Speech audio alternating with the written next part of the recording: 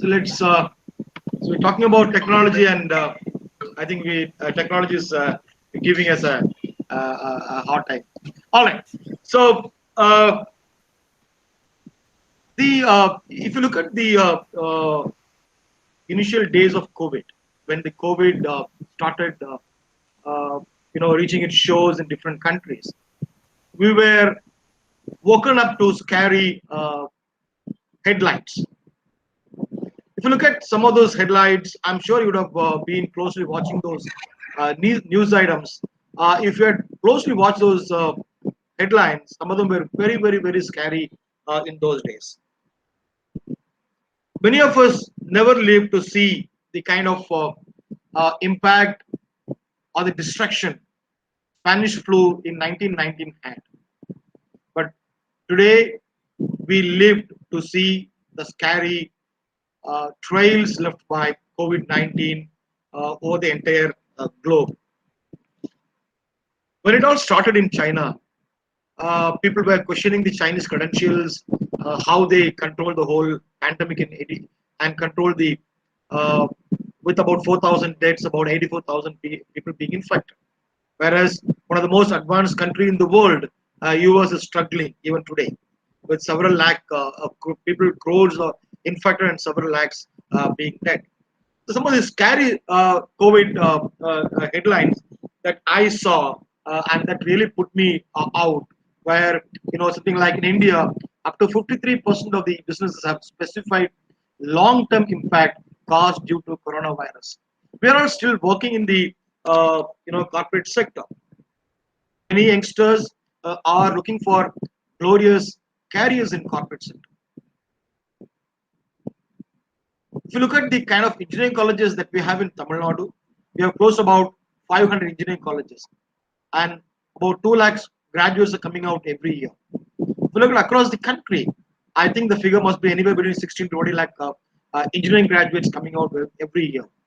Add the arts graduates, the PhDs, MPhils, and everybody graduating out, and what if the 53% of our businesses impacted, and what is going to happen to these the dream of these young men who are coming out of the colleges? 26% unemployment across India. That's a huge number. What will happen if unemployment is going to persist? People is going to come on the road. They're going to protest. There will be a lot of law and order issues in the country. Around 14 crores Indian lost employment during the lockdown. That's a huge number. We're talking about one out of every 100 person is lost the job during lockdown. We're 136, 140 crore population country, so about 14 crore people have lost the job. That's a big number. More than 45% of households across the nation reported an income drop as compared to the previous year. This is huge because most Indians lead a hand-to-mouth existence. The kind of savings they have is quite less. Like the savings are going to go down, income is going to go down. What are they going to do? How are they going to survive? Various businesses cut salaries and laid off employees. I know, fortunately, in our organizations, we haven't faced that issue.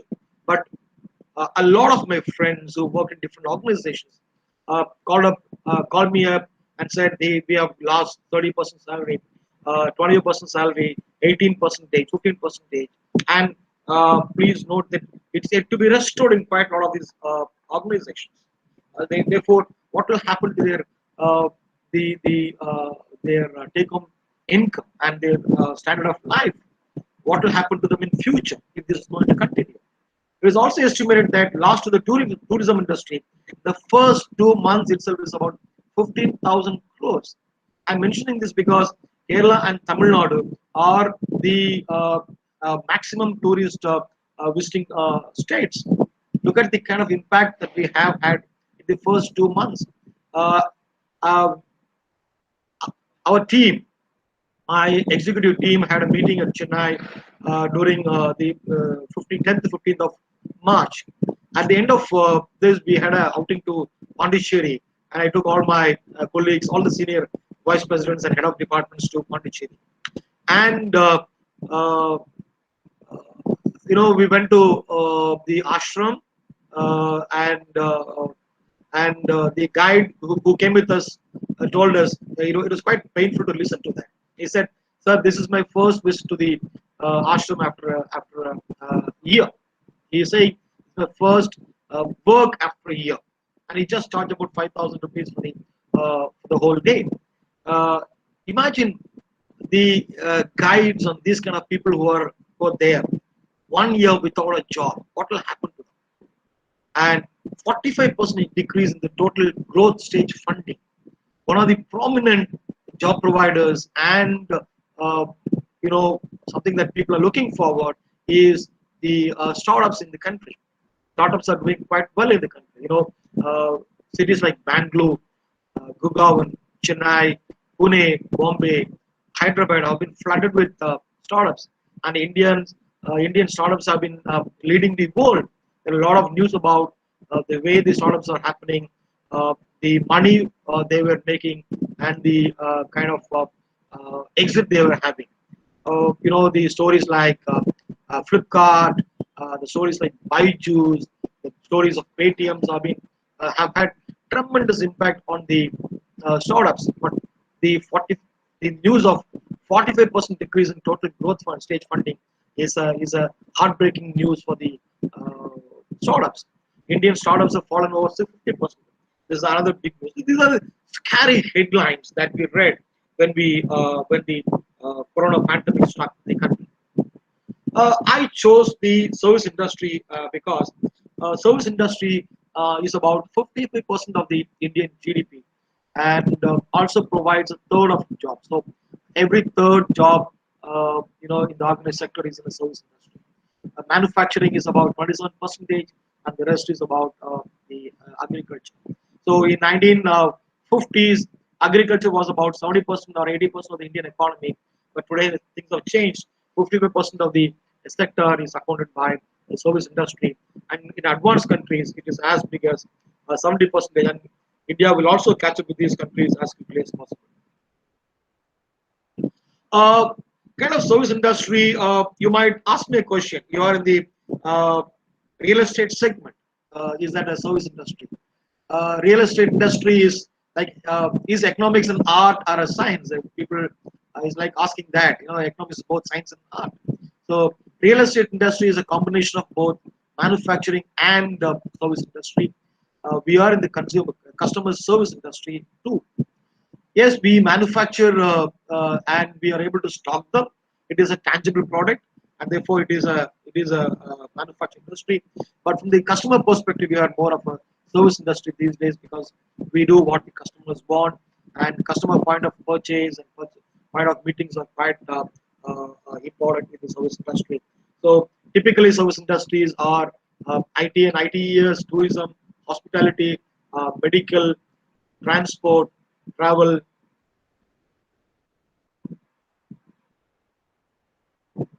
transport, logistics services, accounting, finance services, audiovisual services, legal services, and communication, construction, and engineering related services, environmental, financial, and education.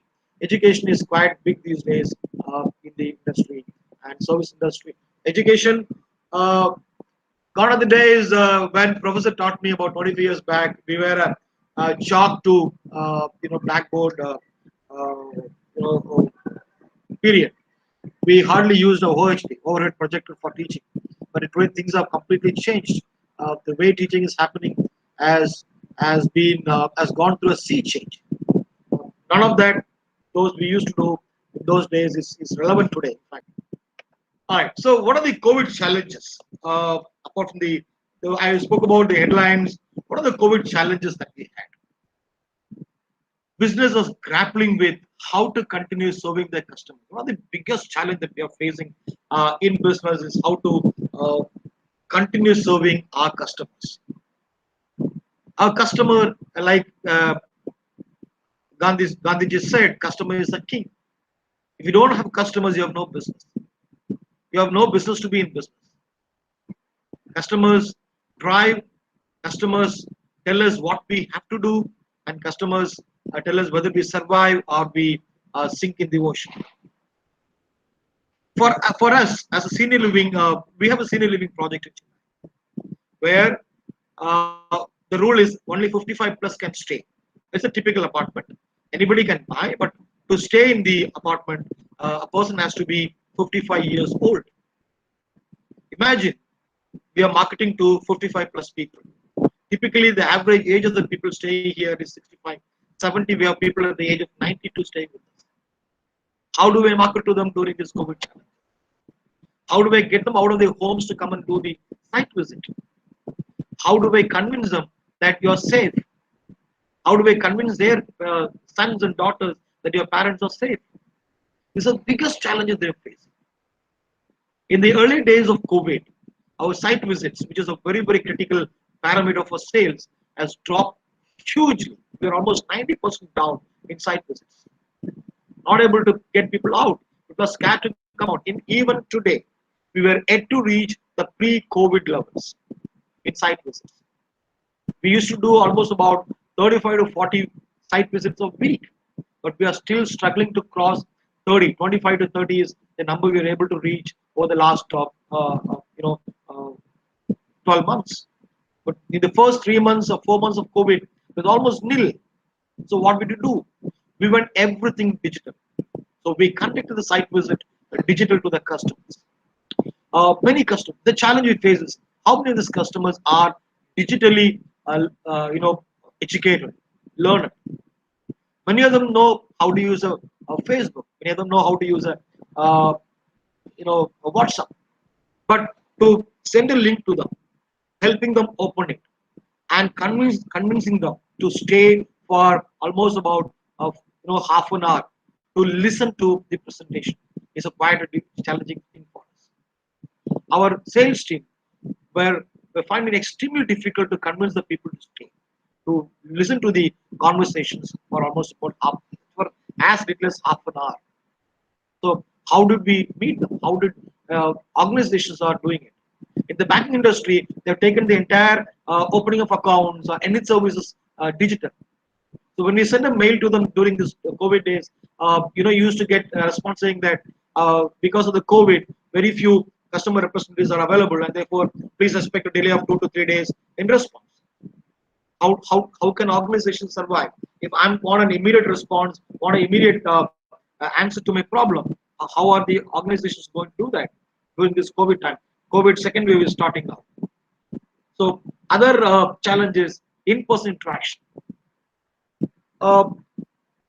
It's quite difficult, in banking and insurance industry, hospitality, telecommunication, industrial services. In-person interaction is very heavy. How are these organizations going to survive in service industry? Service industry, it's all about intangible. It's about service. It's not about something we produce in somewhere in a manufacturing industry and transfer and send it to a place and people buy it and use it. It's not like selling a soap. It's not selling like toothpaste. It's not selling any product, a manufactured product, where you can go to the shop, pick it up, and come. Service is one-to-one, in-person interaction. How does it happen? It's a big challenge for those banking industry. Also, to how to reach the customers and meet their expectations. When people are sitting across you on a table, when you talk to them, you will be able to understand the needs far better and meet their expectations. But if it is going to be far away over a digital platform, it's quite difficult. So in the service industry, which is dealing with intangible assets, handling customers and meeting out to them is a quite big challenge during this COVID times. So with these challenges, in what organizations have to do, they have now, with the kind of crisis that has happened, what these organizations have to do now. First thing is, these organizations went to protect the people and customers. It's very critical. First thing that my organization did is take care of the employees and the customers. First, they said, please take care of the employees. So we shut down the office across India. We said everybody work from home. The first challenge that we faced is we didn't have the kind of many of the employees do not have a laptop to work from home.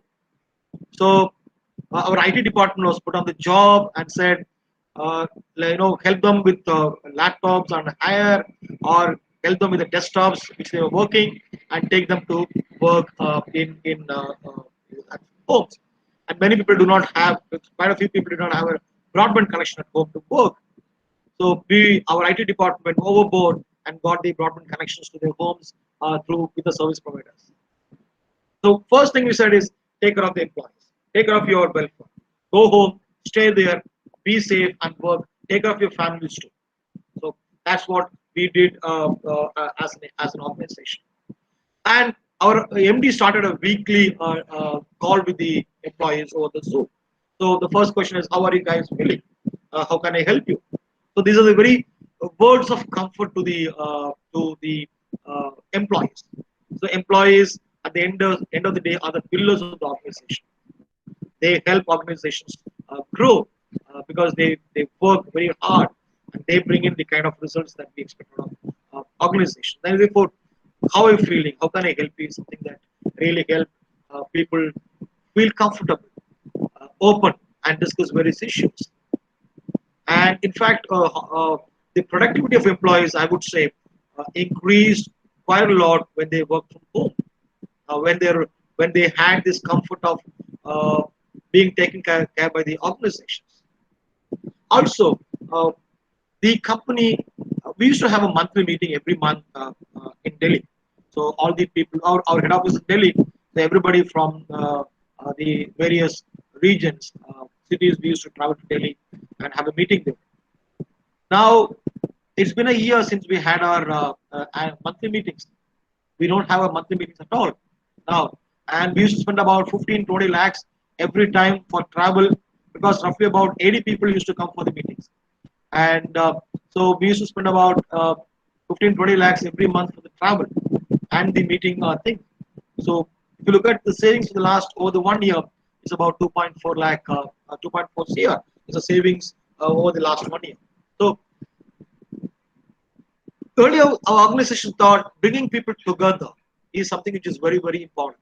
But today, with the kind of things, COVID, the challenges posed by COVID, and the I would call it as an opportunity that we are working from home, we are doing the meetings from home, everything is happening from home. We're able to connect 60 people, 70 people, 80 people over, the technology is available with us, and that is helping us really well in the last 1 year.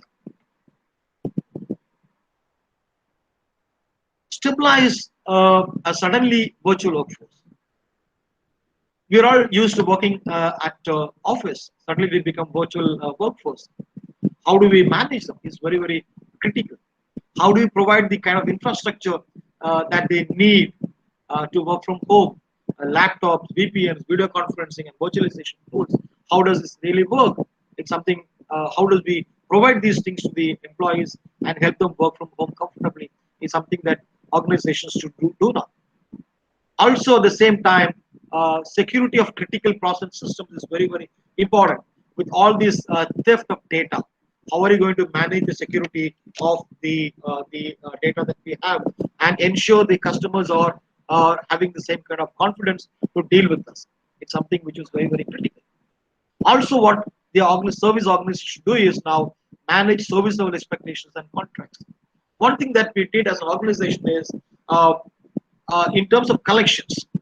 So when we went back to the customers who bought with us and asked for payment, some of them said, oh, I mean, it's almost about 30% of people said that we have issues in payments.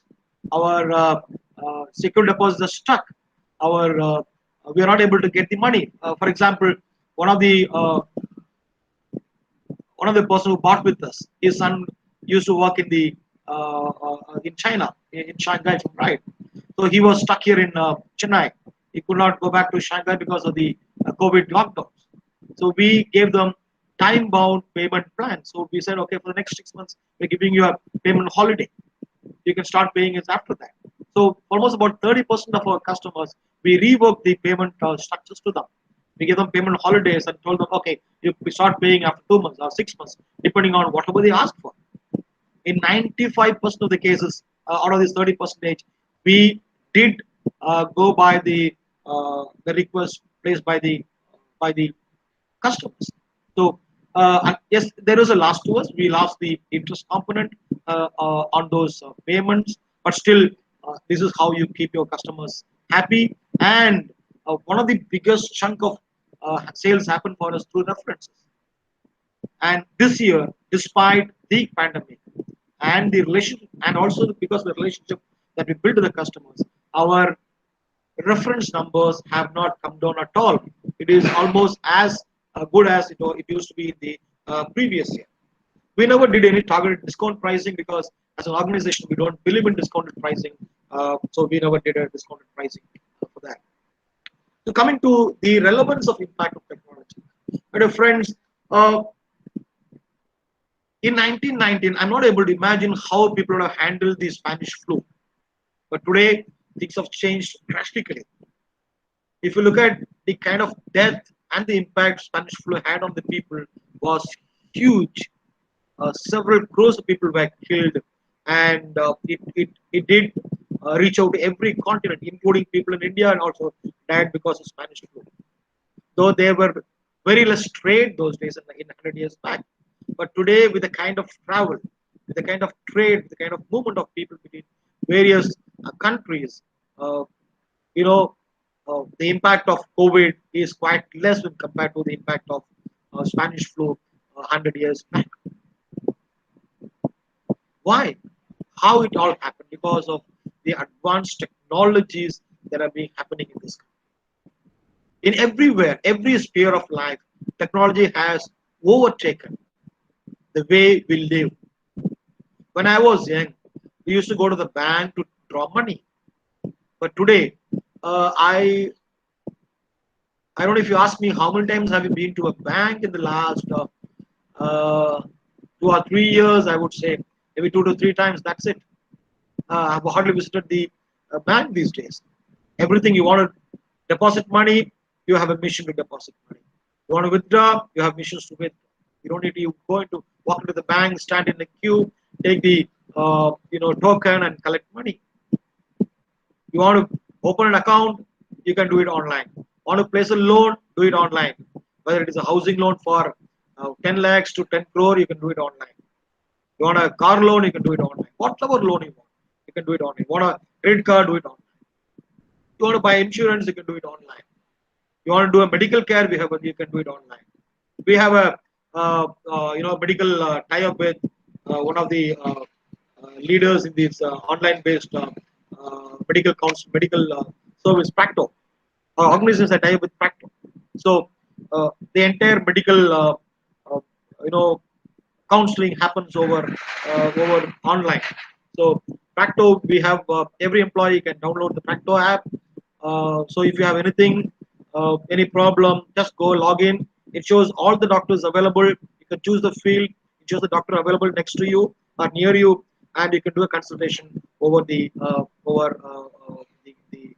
phone. So technology has changed the way we live. How many of you really go to the grocery shop to buy the requirement for your home these days? Not many. How many of you will go to a hotel to eat these days? Not many. Though hotels are there, we do go out, but 10 out of maybe 8 out of 10 times when we really want to eat, we don't go to a hotel, we go to Zomato or Swiggy, right? So Zomatos and Swiggies have become our hotel, our restaurants than the physical restaurant. You, if you walk into quite one of the restaurants these days, they have become empty. I mean, very few customers sitting there because of the corona. And people like Swiggy and Zomato are doing a huge business, huge business. So, what is this technologies have been doing? They have been changed. They have changed the way we live. They change the way we think. They change the way we act. They change the way we dress. They change the way we act. And they change the way we eat. So, technology has changed everything about you and me. Technology has changed everything about the country and the globe. Technology has changed everything about the way Everything happens in this globe, and this is within the first within 20 to 30 years of technology. I remember the IT boom happened in 1990s. We are in 2020, in about 3 decades. I don't know how this technology is going to improve over the next 5 decades or the next century.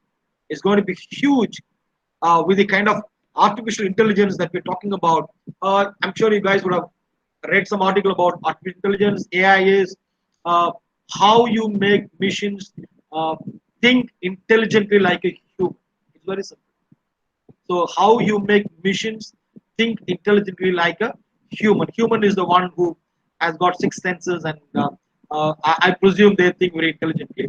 So our human beings are working on missions to make them work much more intelligently. That's what AI is all about, in very simple words. Of course, it's a wide and complex subject to read, but I'm presenting in a very simple word. So technology has made a huge impact.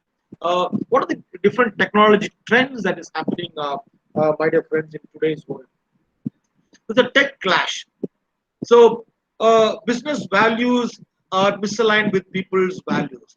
So I have certain value, and the business typically business have a profit centric driving. For example, they want to cut down on the customer service number of customer service people and use more of bots use more of virtual agents, we call them as. So when they cut down on the customers service points, I'm not able to get the kind of customer service which I used to get. So there is a lot of tech clash. They try to use more of technology into that. So there's a tech clash happening in the technology trends these days. COVID-19 has transformed the role and importance of digital experiences in people's lives. uh, Business will need more agile engagement strategies now and in the future if they want to really thrive. So, uh, business have to look at how they can engage the people now and in the future, because the demands of the people have changed with COVID 19. Our digital experiences in people's lives have changed. We are expecting more, we are demanding more, and therefore business have to be more agile and have to come out with new strategies now and in the future too, if they really want to survive. I'm sorry, thrive, and also make maximum profit. We as an organization achieved this year's target of 1100. We started a big number, and then once COVID came in, we said we won't be able to achieve this number. We would be happy if we do anything in the 600 to 700 range. So we said our worst case scenario we should be doing about 600 700. Moderate we should be doing about 900. Best case scenario we should be able to achieve the number of 1100. My friends, we achieved 1100 about a week back, and that's a big thing that happened during, even though COVID-19 had a huge impact on our business, on site visits. We were able to achieve these numbers because we engaged them well. We came out with beautiful strategies where we engage the customers. You know, during this COVID time, we used to send them not just uh, nice videos, short videos that we made with them, with people similar age group, with their from few pictures taken out from their Facebook. We did a few, not just few short videos, 30 seconds videos, 1 minute videos. We send it to them. So people have a look at those. 30 seconds and 1 minute is not a big time. So people do look at that. So we send lakhs of nudges to all those people or customers who are living with, who are bought with us, who did not buy with us, uh, and to every one of them. And we used to get a lot of calls. Some of the numbers that we achieved during the COVID-19 peak time was something real remarkable. We had about 1100 sales across India this year, which is a big number. So we are able to engage them continuously and in an innovative way. That's why we are able to achieve these numbers. Business need a way to quickly update the understanding of individuals' wants and needs. So, as an organization, are you able to understand the needs of people, which is very important. See, uh, uh, I do not want to read or look at the kind of information which I I read yesterday. So I want new information today. I want new information tomorrow, and something else day after tomorrow. So can you remove those irrelevant or old information from your websites, from about your product? Your product also would have improved. Can you remove them and uh, keep sending fresh information, fresh updates to the people? That is very very important. And with technology, you can do that. Can the organizations create highly personalized, interactive, shared virtual communities? We have communities in our apartments, in our projects. We have a concept called Supermom. So what we do is we invite volunteers and of women, married women, super moms, and we invite them to do activities for the kids. We invite them to do activities for the poor people, the communities near our project. We invite them to do activities for seniors who are living in old age home nearby. So we do a lot of such things.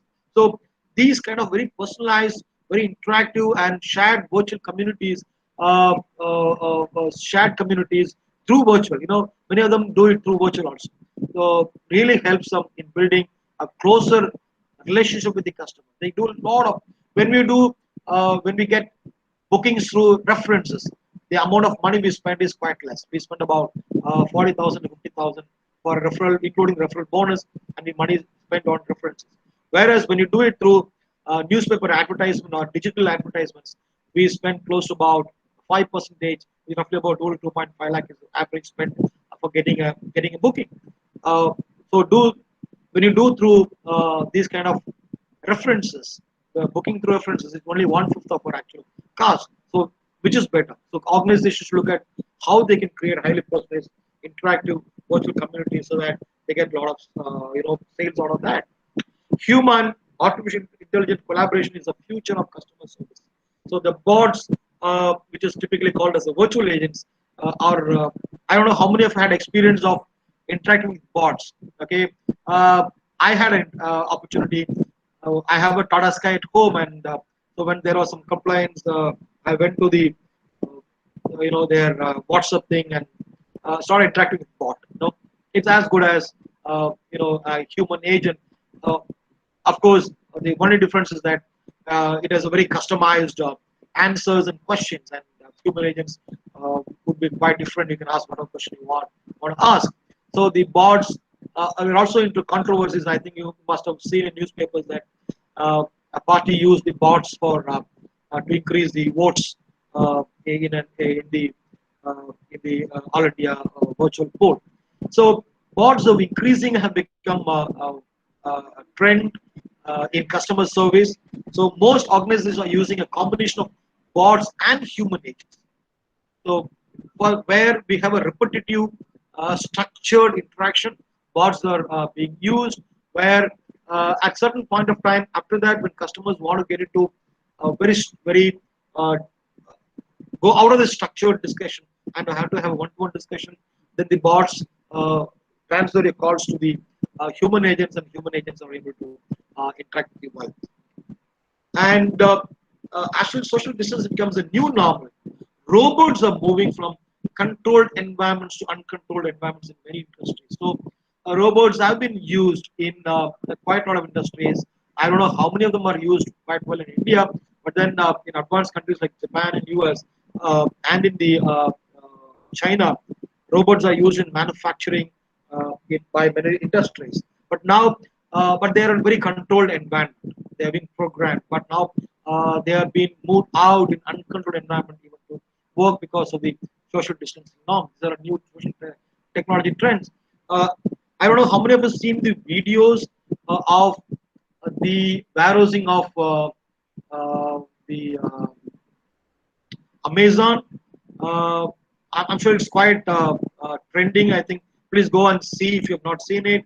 How the robots move the goods from one place to another. So how they move it is something which is very beautifully captured there. Please go and have a look at it. Technology that's how we live. It's huge barrows for the these guys, and moving things is physically, humanly impossible. It's only robots can do it. You can go and see the videos, download it, and please have a look at it. Facial recognition technologies have now overtaken. Even if you're masked, people can read your face. So that is why most of these online, uh, insurance and banking things are all happening because of the facial recognition technologies that are being used. Predictive modeling uses a set of data to predict how the outcomes will happen. For example, if you had if you watch uh, the cricket matches in a mobile phone, you will be seeing the results are going to be 59% chance of India winning or 40% of chance of the competitor winning and 5% chance of draw, something like that. So those are all using the predictive modeling where they predict the outcomes based on the data. Uh, Technologies of there are huge data available, huge data. The big data, it's about that huge data available. They're using that to do a lot of predictive modeling. Drones. I'm sure you will be seeing an ad of some soft drinks being delivered in Indian ad store, but the drones delivery is a huge thing in the US. Drones are so we still go by the humans for delivery. So our Flipkarts and Amazons, our food delivery, everything is happening through humans here. Whereas in the US, it's being overtaken by drones. They're doing a massive service in terms of delivering goods. The self-driving cars are also technology trends. So you can sit down, you don't need to drive. The cars drive for them. So virtual meetings, of course, even this is a virtual conference. Cloud conferencing is it's a big thing happening. Internet of Things, IoT is a new thing that's happening. I'm brushing up because I think I've already shot my time. Um, so how does this technology impact our life? They're going to have huge impact. Already have they have, and they are going to. I will start with this concept called gig economy. I don't know how many of you have heard this name or read this before. If not, please do a reading because that's how the labor force is now taking shape. You, as an manager, as an entrepreneur, you may be interested to know about gig economy.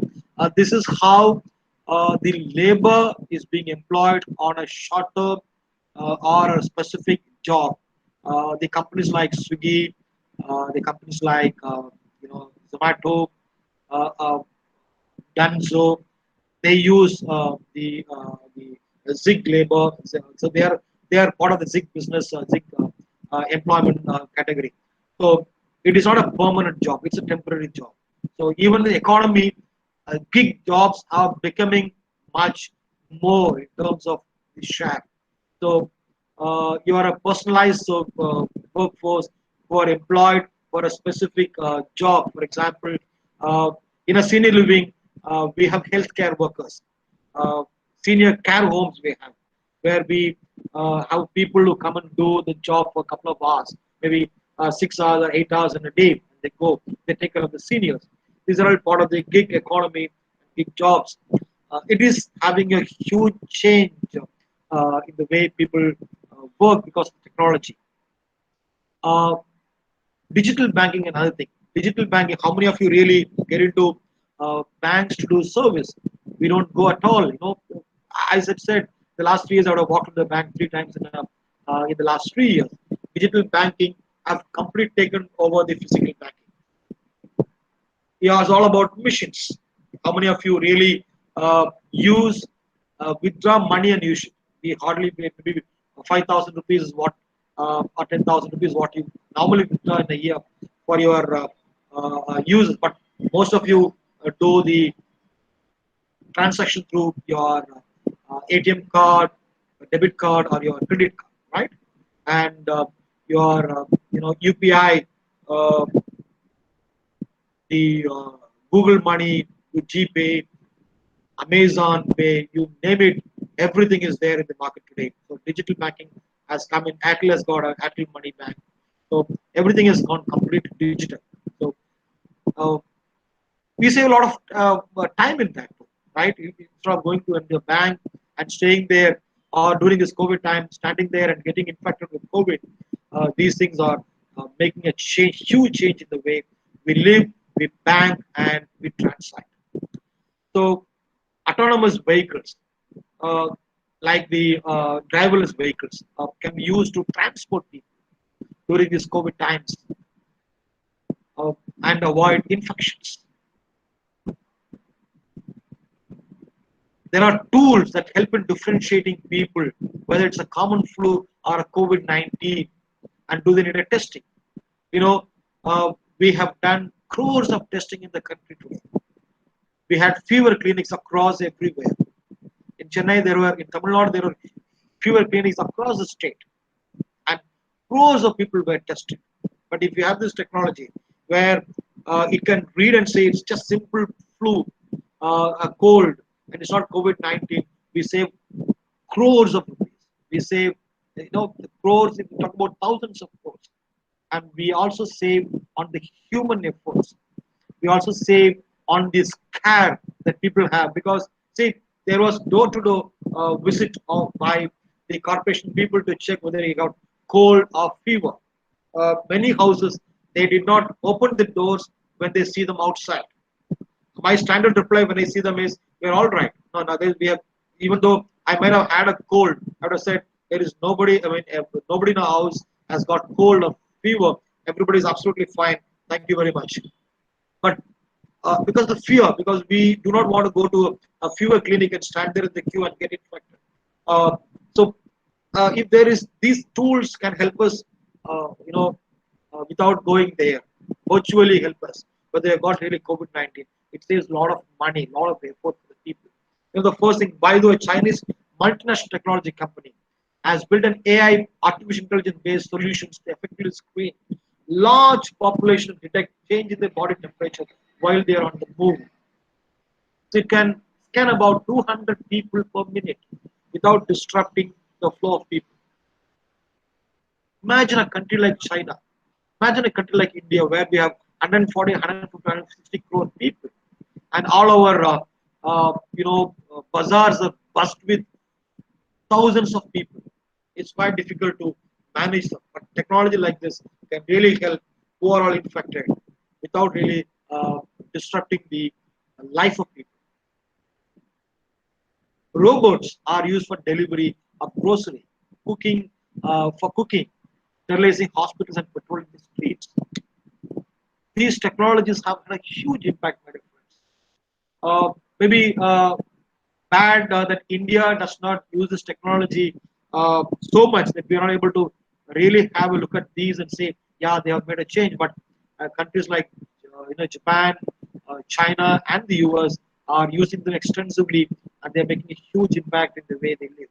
Drones, I have mentioned to you, they're used for food deliveries, tracking population, carrying test kits, and medicine to quarantine locations, which is far away, inaccessible, in the mountains, across rivers. Thermal imaging to identify infected people are some of these technologies that have a huge impact on the way we live. Digital marketing has changed. As an organization, we spend about 80% of a budget on digital marketing. Only 20% we spend on newspapers or the or events. So typically, we spend a lot of these money on digital marketing because we know technology has changed the way people live. Many, I remember, if I'm right, the founder of IBM made a statement that the world has got computers for about five computers. The demand for about five computers. But today, your mobile is a computer. You have laptops for computers, right? And with the kind of I think in every house there are about five computers, including your mobiles, your laptops, your desktops. I think there are about five computers. Therefore, uh, the technology has gone into your lives in every way. Okay, but at the same time, there are some negative impact of technology. You will have heard a lot of news about how people are taking away, uh, people's money, online frauds, scams, intrusions, security breaches, which is quite disturbing on this technology front. Otherwise, the technology is good. Technology has helped us to move forward in life.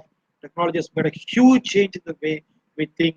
Technology has transformed the service industry for in the way they service the customer.